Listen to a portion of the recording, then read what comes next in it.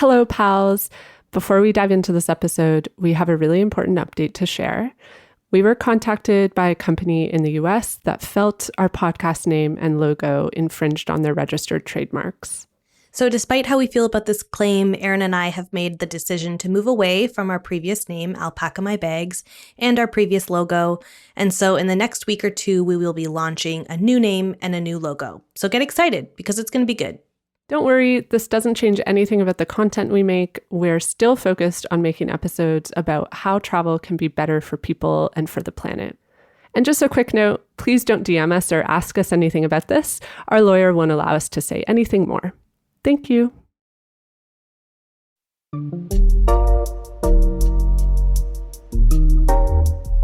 When I think about my own experiences as a passenger on flights, I realize I can't think of any single time that I noticed a women-identifying pilot boarding the plane or making those in-flight announcements. This is because the aviation industry has, basically forever, been white and dominated by men. According to 2020 data from the FAA's Aeronautical Center, about 7% of commercial airline pilots that year were women. What's more is that there isn't much diversity amongst the women who actually are pilots. In an ABC article from 2020, it's reported that less than 1% of pilots in the US are Black women. Joi Schweitzer is part of that 1%. She's a commercial airline pilot and athlete, and she's also known for her appearance on the reality TV show, The Mole. Today, we're chatting with Joi about her journey into aviation, the barriers that Black women are facing in the industry, and how those barriers should be addressed and overcome. Okay, so this is your reminder that if you aren't already subscribed to the show, then go ahead and hit the follow button right now on Apple Podcasts, Spotify, or your favorite podcast app, because we have so many more episodes coming this season, and trust me, you're going to like them. If you want to get in touch with us, you can find us on Instagram, TikTok, and Twitter. We're at Alpaca My Bags Pod and Alpaca Pals. Please leave us a review. Yes. That's a great way to get in touch with us. We love seeing what you have to say about the show, what you like, what you don't like. Just write a little novel in the comments for us. Be honest, but be nice. Also, you can DM us or even email us anytime. All of our contact info is in the show notes.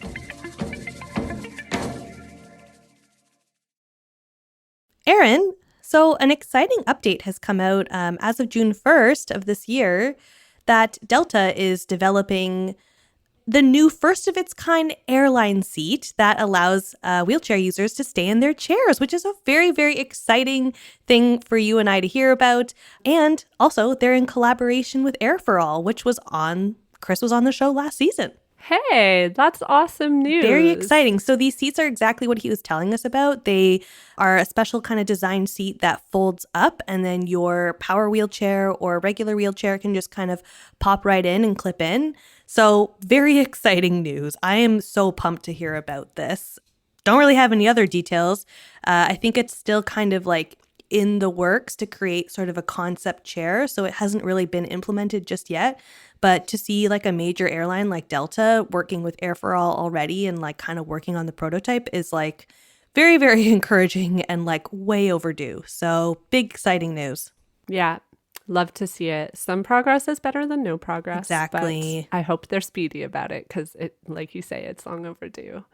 I'd be curious to know if this will be rolled out like on a broad scale, like every single flight, or if they'll do the shitty thing and only provide it on some flights. This is what it says in this article from Insider. So it says they're working on a prototype that would be officially debuted at the Aircraft Interiors Expo on June 6th. So that was quite a while ago. But the seat would still need to be certified and tested before making its way onto the plane cabin. So we'll see how much kind of bureaucracy happens in between of the prototype to actually implementing it on the plane. And obviously we know that there's like a decent chunk of money involved in making that happen. But yeah, hopefully this is good news and we see some good stuff happening. Maybe we'll have to have like my aunt back on the show because she travels a lot.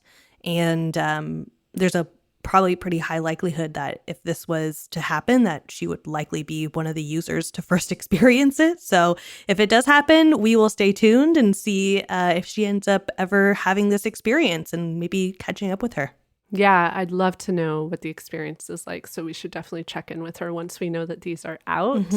I'm curious what she would have to say about like how much confidence this gives her about flying. Like maybe it'll make her feel a renewed confidence, or maybe this is just like one little thing that might help a bit, but like there's still a lot of space for many things to go wrong if you're flying in a wheelchair. So yeah, I'm curious her thoughts there. Yeah, because the seat is one piece of progress, but the bathroom is another that still needs to be figured out, because we know that even able-bodied folks can barely fit into an airplane washroom. So yeah, we'll see what happens about that, especially with long-haul flights. Like if you're traveling to Japan, I don't know what someone in a wheelchair is going to do about the bathroom situation. So again, this is the first step. But yeah, more to come. There's also the whole airport experience. Yes, the whole airport experience. Which, as we learned, is also a huge problem. Yeah, I mean, if anyone's listening and they're curious about this, because we have done a whole episode about this with Mayan and with Chris from Air for All. So I think it was episode 87. It's called Why Can't Wheelchairs Roll Onto Planes? One more thing I noticed in this Insider article, which we will post in the show notes as well, no window seat. Oh, okay. I mean, this is off topic, but now I need to know, are you a window seat person? Yes. Oh, I'm not. Immediately, yes, I am a window seat person. So many people are. I'm not at all. Love a view. Like, I love looking at the window. Like, I don't know. I just love it. The only thing I like about the window seat is sometimes I can okay. So if it's a short flight, yes, window seat. But if I'm flying like through the night over an ocean, I know I'm not going to be looking at the window. So I just want to be in the aisle because I hate sitting for a long time. As you know, I have a standing desk. Like I cannot sit for long periods of time. So when you're in the aisle, I like it because I can get up and walk around whenever I want without having to bother anyone. And I get very in my head about like waking someone up to get up, even to go to the bathroom. I have like held my pee for so long on flights because I'm so nervous to ask someone if I can get up and go to the bathroom. And so for that reason, I am a aisle seat person. Well, it sounds like we would be perfectly paired together on an airplane then. We would be. Oh, not to like tease something, but there's a possibility that you and I will be on a flight together this year. I'm very, very excited about this. I mean, also, just a hot tip for people who maybe don't go on airplanes that often and are just kind of listening to this podcast for like travel inspo and like some advice or whatever. I thought it was a good idea to book the seats at the very front of the row, very, very front, because, you know, it's easy access off the plane. It's more leg room, that kind of thing. I recently booked them for our trip to Portugal when we went. Mark and I went last year. And so basically the little TV screens that you get, they are not attached to the wall in front of you. They're attached to this big arm that comes up from between the seats and then comes up in front of you. So if you want to like get up and go to the bathroom, you have to like tuck it away, and it's kind of a whole ordeal. But especially if you are sitting beside someone who is not super tech savvy or like just doesn't really get how things basically, we sat beside this lady who I could just tell. Like, so when we got to the airport, we had to get on a shuttle to bring us to the plane. And on the shuttle, this lady was talking people's ears off, just chatting.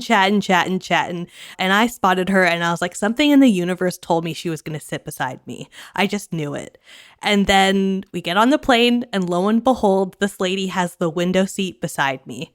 And she couldn't figure out how to get her screen up. So I had to help her get her screen up. And like, I don't mind being a nice, like, helpful citizen, but in that moment, like when you're in the travel zone, especially when you're on an airplane, like I find it, most people end up in like a very isolated type of like existence.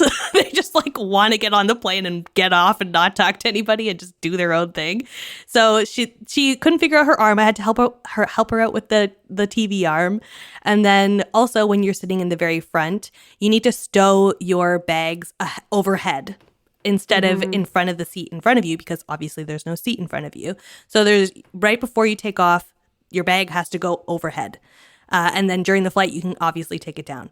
But she did not get the memo on this, even though people were walking around telling everybody to put their stuff overhead. So Mark and I had already done that, but she didn't get the memo until too late. And then she had to like walk by us. She basically kept walking by us like over and over again. Your ultimate fear about having the window seat. She was doing all of these things. She kept getting up in the plane and walking around and didn't know the rules. And I don't know what my big rant is about this lady, but just know if you're sitting in the front row of the airplane, you have responsibilities as a traveler. You need to sit the heck down. You have to stow your luggage ahead, and you need to figure out how to use that arm. And if you're not prepared for these responsibilities, then don't book that front row. That's my message to you. Katie, I wish you had consulted me because I could have told you this. I could have told you that. Row 2. It's all about row 2. I didn't think it was something to consult about. I never would have guessed.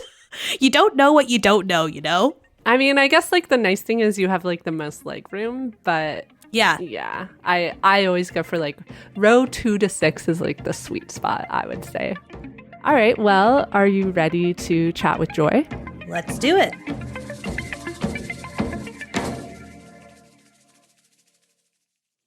Hi, Joi. I'm Hi. excited to chat with you because I realized we've made over 80 episodes of this podcast, which is about travel, and we have never spoken with a pilot. And that seems wild to me now because pilots are so integral to like all things travel. Yes, I'm so happy to be here, and I can't wait to share a little part of me and my favorite thing to do in the world, or one of my favorite things to do in the world, which is travel. In my opinion, I'm biased, but I think that I have the best job in the world. Oh, I think you probably do. I'm not going to lie. I kind of regret not thinking more about becoming a pilot myself, but this is a story for another time. But yeah, I wanted to ask what inspired you to become a pilot? I was always such an adventurous kid. My parents took note of it, and my dad would look at my mom and say, "Why does she have a notepad in her hand looking up in the sky 24/7?" It was easy to know that I had an interest in aircrafts, and I would stare for hours, it seemed like, at airplanes and write down all of my observations. So one day my dad finally looked at my mom and said, let's take her to the flight line. So yay, dad. He is a retired Air Force guy and always around airplanes. And so he would take my siblings and I to the flight line and put us behind the controls of big military aircrafts. And I was so intrigued by all of the buttons and switches and how an airplane can stay up in the air and fly. So fast forward a few years later, I'm this kid who has a passion for flying, obviously, but I ended up going to college for something else. And after I graduated from school, still strongly had a passion for airplanes and wanted to become a pilot. And so I asked my parents, I said, look, I know I just graduated from school, but I want to be a pilot, and can we make this happen? Can I go to flight school? So my mom, in all of her wisdom, says flight school is very, very expensive. Why don't you become a flight attendant to kind of get your feet wet in the industry and figure out if it's something that you really want to do, because the schedules are rigorous. I said, okay, I'll give it a shot. So I became a flight attendant with a major airline. And I did just that. I got my feet wet and I really enjoyed the schedules. I met incredible people along the way. I joined various organizations like Women in Aviation, Organization of Black Aerospace Professionals, and networked with people, and they pointed me in the right direction. And I ended up making my way from the back of the airplane to the front of the airplane. And it wasn't an easy feat. I would drop most of my trips and fly on my days off pretty much. And I was, always tired, but when you really want something in life, you're going to go after it with your mind, body, and soul. And that's exactly what I did. And here I am today. I put in the work. It was very expensive. I ended up moving back home with my parents for a little bit. I even rode a bike to and from flight school to save money, saved up enough money, and put myself through school. Could you describe sort of the experience of being a commercial airline pilot? I think like especially we see like depictions in movies and on screen of it, but what is it really like? What is a typical working day like for you? A typical working day for me would be commuting to my base, which is Miami. I live in Atlanta, so I'll commute to Miami.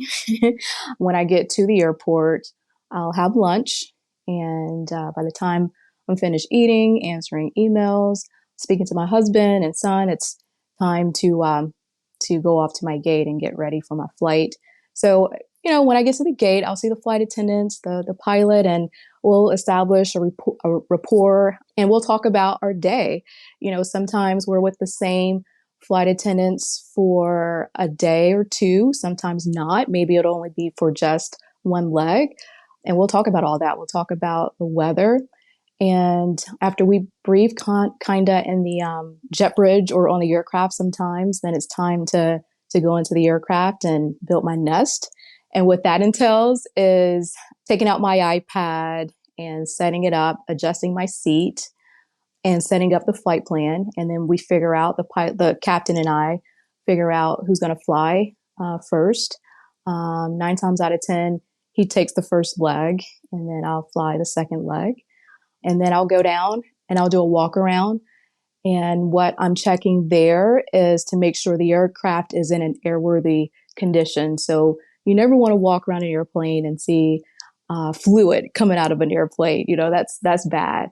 Number one, with flying, it's all about safety. You want to make sure you get yourself and your passengers from point A to point B in a safe manner. So after I do the walk around and everything checks out fine, the captain and I talk about the flight. So I have an acronym for ABT. We're always be talking. So we talk about everything. And once we brief, we'll push back from the gate, taxi to the runway, and then it's time for liftoff. And that's the fun part for me. Taking off and landing, I've been doing this total. Somebody asked me today. I was like, I've been doing this for about 13 and a half, 14 years, and I still get excited to take off and land, especially land. My heart, it's like the adrenaline is pumping. And to make it easier to understand for a person that isn't familiar with navigating in the sky, it's similar to hopping in your car and going down the freeway and respecting, the speed restrictions. And it's the same thing with being in the air. We have speed restrictions, we have altitude constraints sometimes. And you kind of want to look at it like that. Like you're driving your car on the freeway. If you're trying to get to point A to point B, you're looking at a GPS. We have this exact same thing in an airplane, and they're called waypoints. So we're flying from waypoint to waypoint to get to our destination. Okay, gotcha. I actually wanted to bring this up because I was recently in Belize, and while I was there, I had to take a small charter flight. And a local in the town I was in told me that if I asked to sit up front with the pilot, that they might say yes. So this is a hot tip for anyone going to Belize. Just like go to the desk and ask. That's amazing. Because I did, and they were like, sure. And so I found myself like sitting in the front of this tiny little plane next to the pilot. And it was such an experience because I saw like what the pilot does to fly the plane. So yeah, one of my biggest takeaways was how much of the flight seemed to be automated, because I thought he would be engaged the entire flight. But once we were up in the air, he kind of like set all these buttons and knobs and stuff. And then he was just like chatting with me and writing things down in his notebook. And this was surprising to me. Is this like a new innovation in flying? Has it always been this way, or is this just like new technology?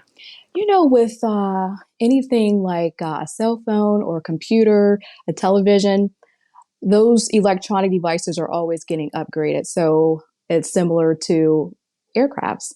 You have flight computers that are getting upgraded, or I was thinking for a company like this, they probably had a budget to where he probably had a glass cockpit with an autopilot, and he could just turn on the autopilot and fly, with the airplane flying itself.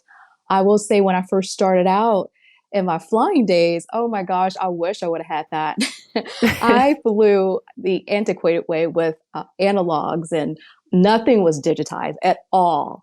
So I had a knee board and would take my own notes, and then I had a map on my other leg, and I would fly with my antiquated system of analog flying and flying from VOR to VOR, which is, if I were to do that today, I probably need a couple days to kind of refresh on that kind of flying. When I started to advance in my career and I became a commercial airline pilot, I saw a glass cockpit for the first time. So everything is right there in front of you. I don't need a knee board. I don't need a map on my thigh. Everything is set up for your viewing, and it's user friendly, and you don't have to do much. And when I went from flying with a 6-pack, is what we call it, instruments, and then moving to a glass cockpit, it took me a while to kind of just take it all in. I'm like, this is really cool. And of course, you go to training in the simulator to learn how to fly a glass cockpit. But that's awesome. First and foremost, it's amazing that you got a chance to fly up there with him and witness all of that. Maybe this is a silly question, but I'm very curious because I was wondering why there was only one pilot in this plane and they had this extra seat up front when clearly, like, at some point they may have had two pilots up there. And I know that commercial flights, like, usually do have two pilots. Why is that? And why would some flights only need one? So it's absolutely vital for two pilots to sit in an airplane together in the airline transport professional world because they're larger airplanes. It could have been a smaller airplane where you don't need two pilots because of the weight of the aircraft. So the bigger the airplane, the more advanced the airplane, the more passengers you have, and you want two pilots up there for safety reasons. And I'll kind of break that down a little bit too. You have what's called a PM, a pilot monitoring, and a PF, a pilot flying. So we split the duties, and the duties are well defined. The pilot flying, of course, flies the airplane from point A to point B, and the pilot monitoring talks on the radios. The pilot monitoring is monitoring the flight instruments, the flight parameters to make sure engines are looking good, the oil, the pressure, making sure the flight is the airplane is doing what it's supposed to be doing. So yeah, you absolutely 100% want two pilots in the commercial airline world. There have been cases recently, I read about the captain passing away on takeoff. It broke my heart. The co-pilot, the first officer, knew exactly what to do. So he took over the airplane and landed it safely. And so that's why you want two people up there. Yeah. Actually, like, I was also wondering because I've taken flights that were like 18 hours long and wondered, like, do pilots sleep? Like, are you awake that entire time, or Yes, do you get to take a nap? that is a good question because we do have long, demanding days, and those are transcon flights. So your wide bodies are flying those long international 10-hour, 15, 18-hour flights, and you have three people up there.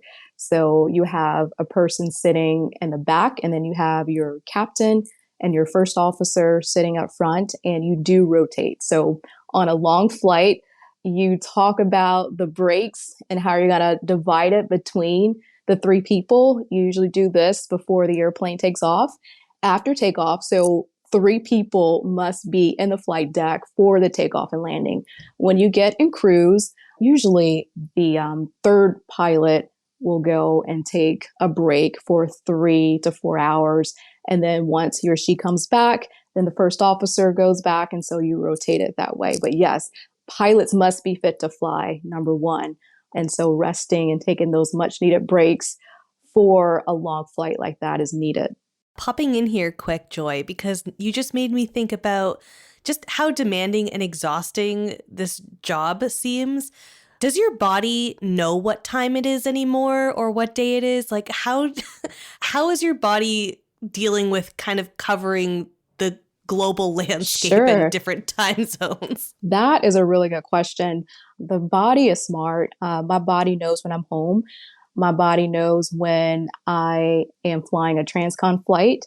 And what I do, I try to make sure that I'm resting well at home. I'm working out. I'm eating a clean diet because if I don't, if one thing is lacking, for instance, my sleep, then I'm going to suffer, when I get to my overnight. Let's just say I get done with a red eye in California. If I didn't sleep well 2 nights ago, then I have that sleep debt and it's going to be difficult for me to go to sleep. So I have a system. So when I get to the hotel, I'll spray, my bed with a lavender. I'll take a hot shower. I'll wind down. I'll read a little bit and I'll take maybe like 3 milligrams of melatonin only on a red eye flight just to make sure that my body knows, look, you're going to bed at kind of a weird hour, but you need to get to sleep. And of course, when I get home, the husband and son are very gracious and they allow mom to catch up on rest if I didn't sleep all that well. That's key. Erin, it's making me think of The Bachelorette. We are reality TV fans. And the recent Bachelorette was a pilot. And the whole thing was like, can you be a good husband Pilot to Rachel. me when I come home? Yes. I love her. She's so cute. So glad to hear that you have found a husband and a partner that will support your pilot dreams, because that is clearly so clear. And the last thing we need is a pilot who's sleepy. So exactly. Very glad to hear it. Yeah, we keep ourselves healthy. If one pilot is feeling not the best, we can call our company and say, I don't feel fit to fly. And the company knows exactly what to do. We come off of a trip and they'll replace that pilot with someone else. So we take safety very serious. We take being fit to fly our bodies very, very serious.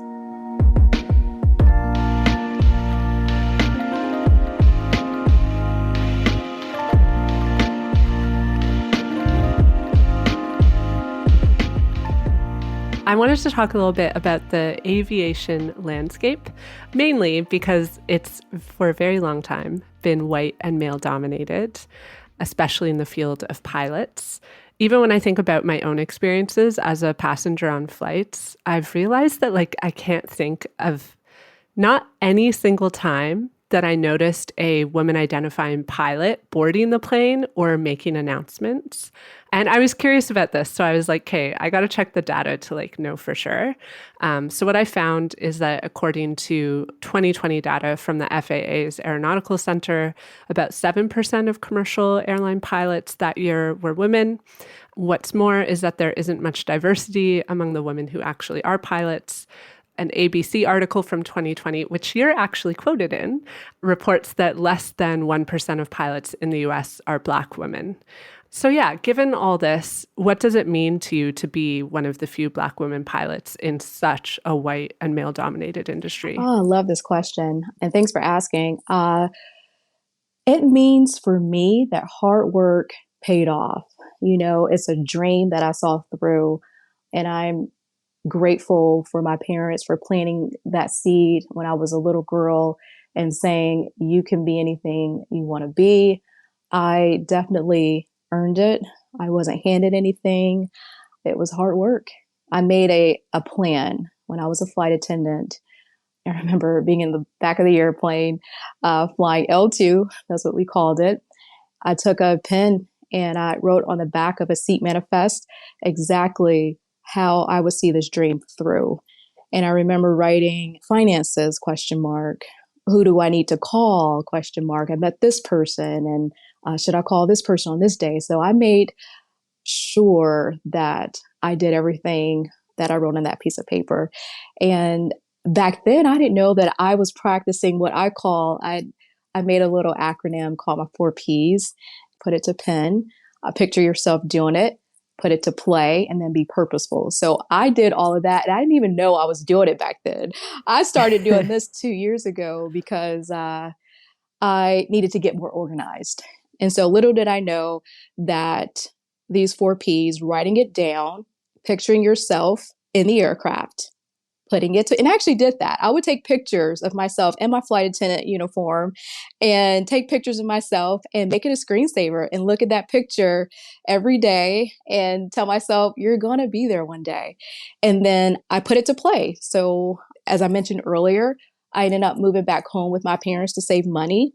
I ended up went out for scholarships. I found the funding to make it happen, saving money, taking a little bit of money out of, my savings and taking out some flight loans, which I'm grateful that I have paid them off to this day. And then my last P, purposeful. So I had an intent and I was very intentional about everything I set my mind to. So I think those components there is what builds a successful human vehicle. And that vehicle is going to be what will drive yourself to success. And also, I really like this question because I talked about myself, but it's paying it forward. I had people to help me. I had women that I looked up to in this industry to sit down with me and help me make a plan. Men too, very instrumental in my lives, and I want to be that same for somebody else. And I am that same. I have mentees, I have people that I help, that I encourage, and I love it. And that's what it's about. It's about helping the next female pilot and especially women of color pilots make it to where they want to be, make it to your level. So it gives me great joy to give back. Oh, I love it. The 4 Ps are like a blueprint for Yes. manifesting, and I'm going to like fully Oh start my using gosh, these do in my it. own It's a life. game changer. I swear by them. So there's such an extreme lack of diversity among pilots in the US. So I'm curious if you could speak to what barriers that you experienced as you were going on this journey of like achieving this goal to be a Black woman pilot.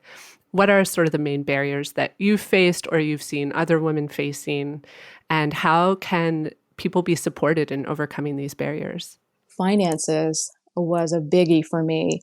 Flight school is very expensive. And when I was going through flight school, there weren't as many scholarships as there are now, which I'm grateful that there's so many scholarships out there. There's various organizations that young women can join to get these scholarships and excellent mentorship. So finances and exposure. So you definitely want to see yourself represented in the industry. And I like to look at the glass half full, and it is 7%. But in I believe it was either 2015 or 2017, it was 5%.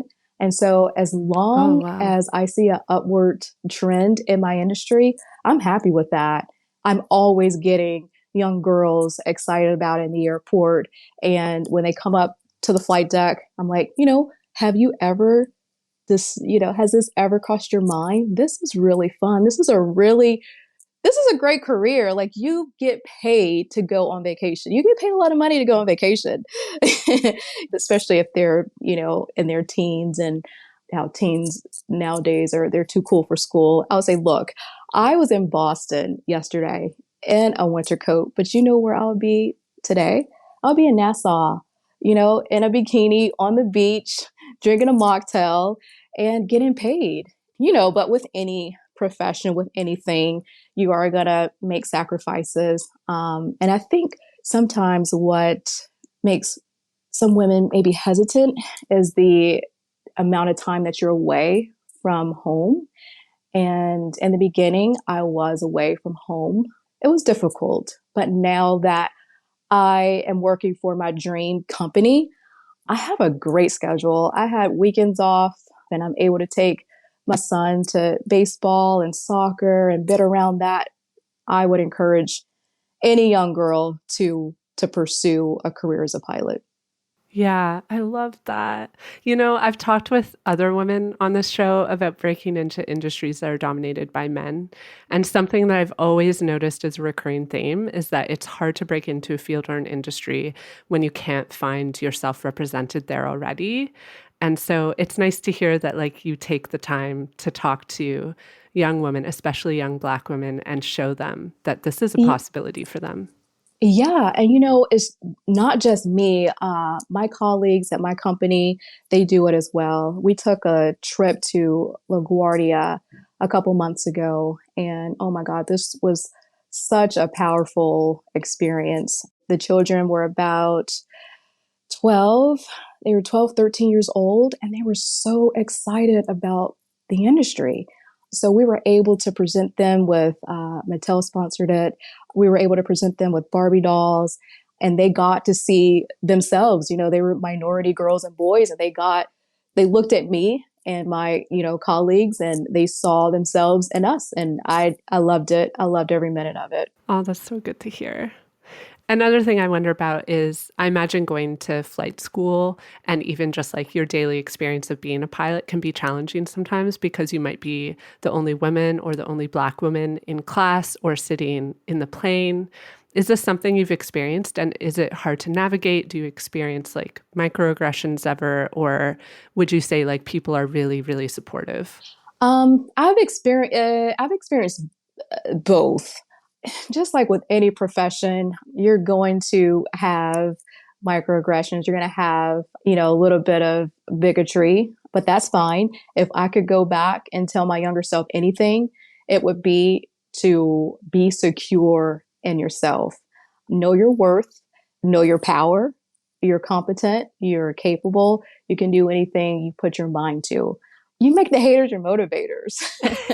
And when you walk into a sim lesson or a ground school and you know your stuff and you fly that airplane like the back of your hand, no one can say anything to you. It hasn't been a lot of it, which I'm grateful for. But, in the beginning, I did hear of remarks when I was trying to pursue becoming a pilot as a flight attendant. And I let that be fire up under me. And I'm like, you know what? I'm going to make it happen. They're going to see me one day on TV. They're going to see me on social media, and they're going to say, I have to put my foot, in my mouth. She made it happen. So never let anybody discourage you. And that would be my words of wisdom to myself as a kid, and also to the next girl behind me, is to be secure. A pilot is a pilot. That's such good advice. And I guess with like every woman who joins the industry, like it'll only get easier and easier as time goes on, as like more women become part of it.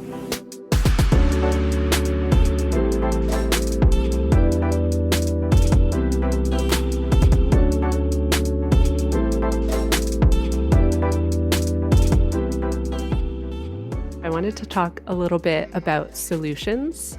Obviously, lack of diversity is a systemic issue in a lot of industries, and there's a lot of nuance to this problem that I think is really hard to come up with like a totally fail-safe blueprint for creating more diversity.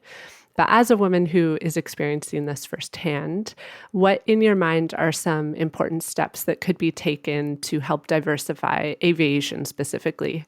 My company is excellent and inspiring and making sure women of color pilots are represented at local high schools and colleges. So I am grateful that I'm with a company that's diverse. We believe in diversity, and I think that word of mouth, exposing parents, exposing your kids at a young age to airplanes and to aviation STEM programs. My son, as mentioned, Mom, I think I kind of want to do what you're doing one day. And so I'm taking him to museums, to aviation museums. He takes STEM classes, and I'm trying to get my nephews and my friends, because I will say pilots produce pilots. I've noticed that if I'm flying with like people where their kids are going to flight school and they're assisting their kids and making that dream happen. So yeah, it's just getting your family, the kids in your family, excited about it, and doing what my company is doing, going to high schools and colleges, and inspiring and getting kids motivated and talking about the industry. also, there are various organizations like Sisters of the Skies and Organization of Black Aerospace Professionals. I think I mentioned them earlier, and Women in Aviation that are excellent avenues as well. So they are out there, and I will say I am super excited about a book that I'm writing. It's to get kids excited about my industry. You have kids that are excited about making dances on TikTok, and uh, teenagers excited about other things like entrepreneurship. Why not write a book and get kids excited about it and make it look cool? Because it is cool. It's a very cool industry. I'm very, very positive, and I know that the needle is moving in the right direction, and more people of color, more women are joining my incredible industry. It's interesting that you mentioned that pilots produce pilots, because this is something I've noticed as well. And I was thinking about this, and I think like that it could be because the role of a pilot is pretty unseen. You don't really see pilots on your flight. Like you will maybe see them when you board the plane, but really they're just this like voice that comes over the speaker occasionally. Yes, this I is think your this is why I captain. found, yeah, yeah, I think this is why like that flight I took in Belize like had such an impact on me, because it was like, wow, like I've never seen this before, even though I've sat on a plane countless times.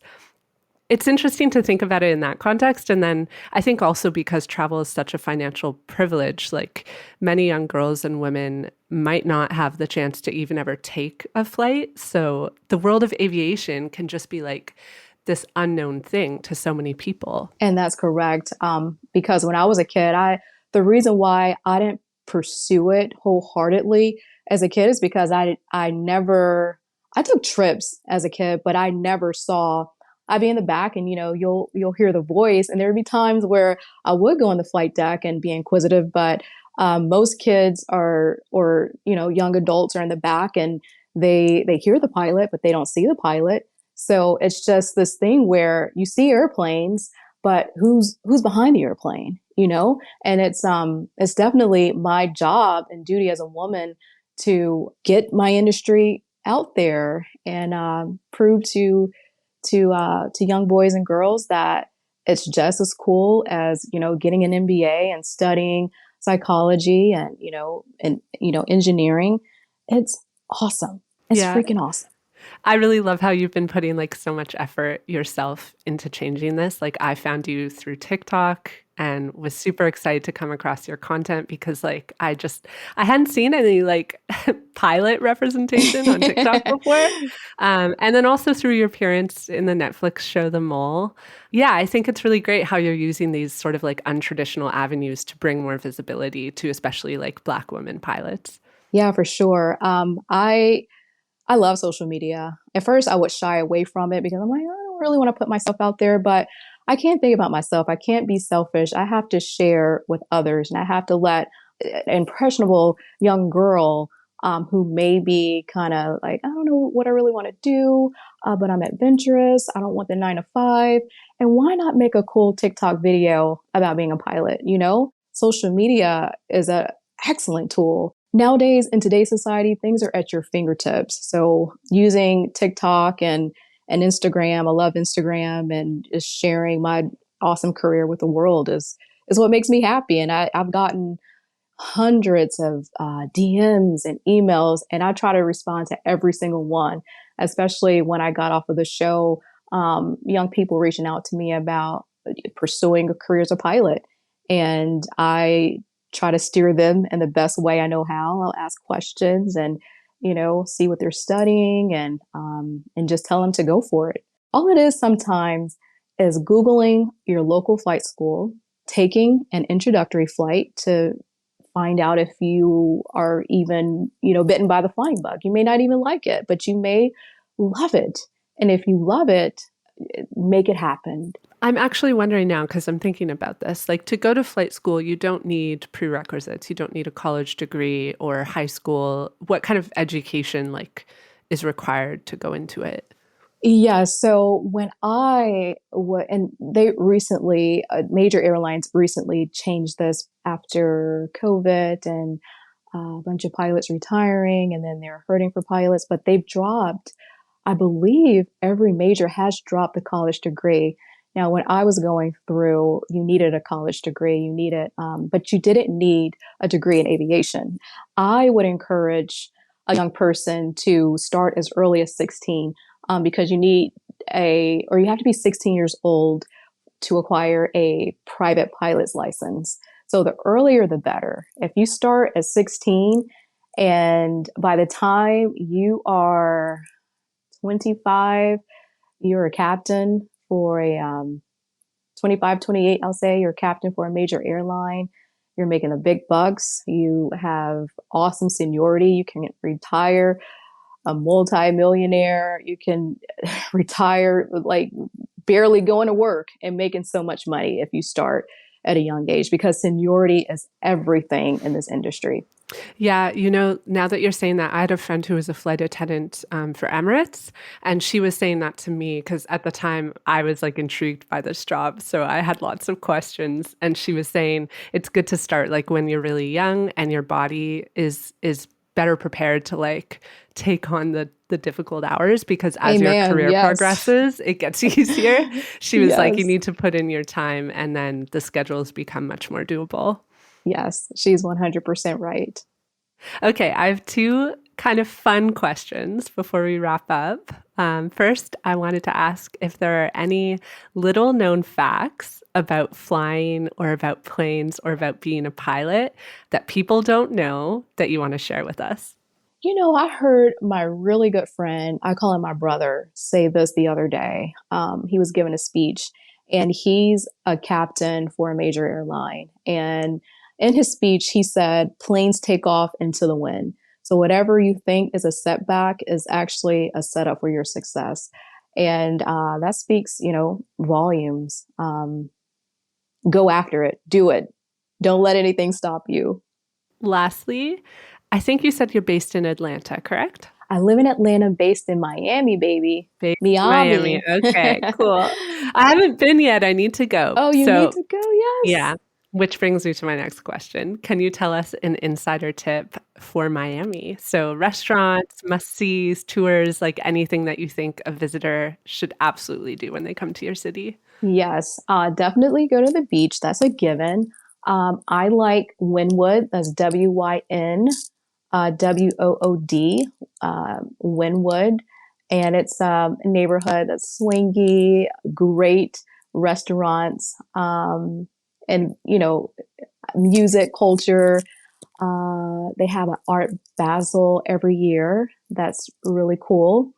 And you cannot go wrong with any restaurants. If you like Jamaican food, any Caribbean food, you can find it in Miami.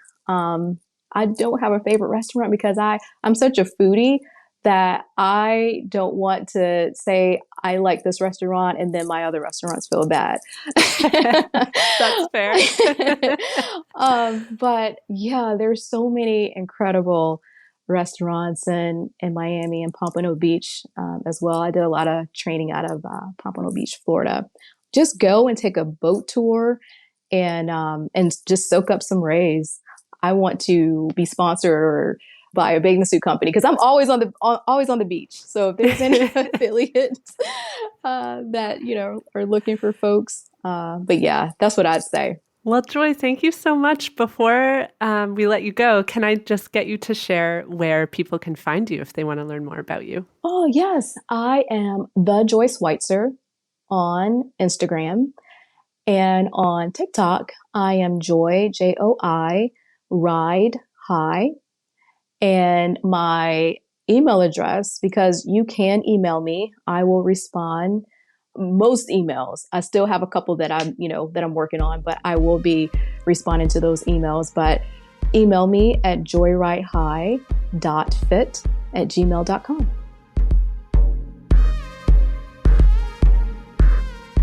Thank you for listening to the show. If you enjoyed this episode, don't forget to share it with a fellow traveler. Make sure you're following us on your favorite podcast app. And if you're feeling extra generous, you can leave us a 5-star review or support us on Patreon. Anything you can do to support this show will help to foster meaningful change throughout the travel industry.